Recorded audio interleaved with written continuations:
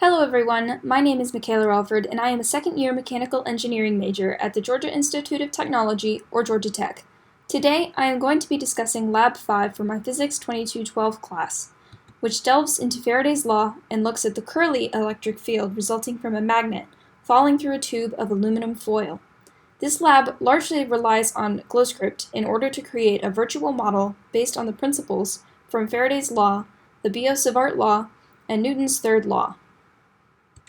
For this experiment, we used a magnetometer, which we located in our smartphones in a previous lab, to determine the north pole of a magnet. After finding the north pole, we dropped the magnet through a tube of aluminum foil, taking note of the amount of time the magnet took to fall through the tube. The times for each of my trials are given in the data table on screen now.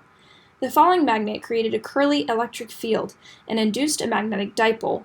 As a result, the magnet fell more slowly than it would given just the force of gravity. For the GlowScript portion of this lab, we start by declaring the variables and constants we will need for the rest of the code. To start with the tube measurements, we have that L is the length of the tube in meters. Width is the distance from the inside of the tube to the outside in meters. The inner radius is the radius of the inner portion of the tube in meters. And rad is the total radius of the tube.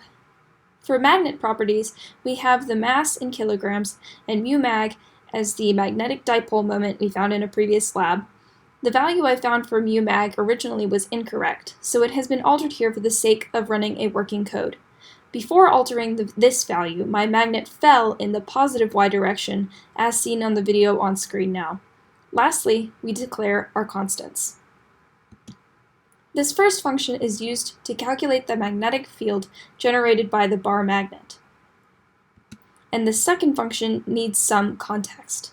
Since we are modeling our tube of tin foil, in GlowScript as a series of rings stacked on top of each other, this function is used to calculate the derivative of the magnetic flux as the magnet passes through each ring.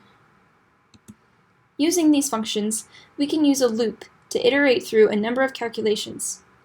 And the video playing now is the final result of our model. To conclude, I will answer two questions. The first question is, what if the resistivity of the conductor were reduced as close as possible to zero? The magnet would fall at a much faster rate, since the resistance to its fall would be almost zero. The second question is, what if the holes or slots were cut into the tube? The tube could no longer be effectively modeled as a series of rings stacked on top of each other, and the electric field would likely not be perfectly curly anymore. Thank you for watching.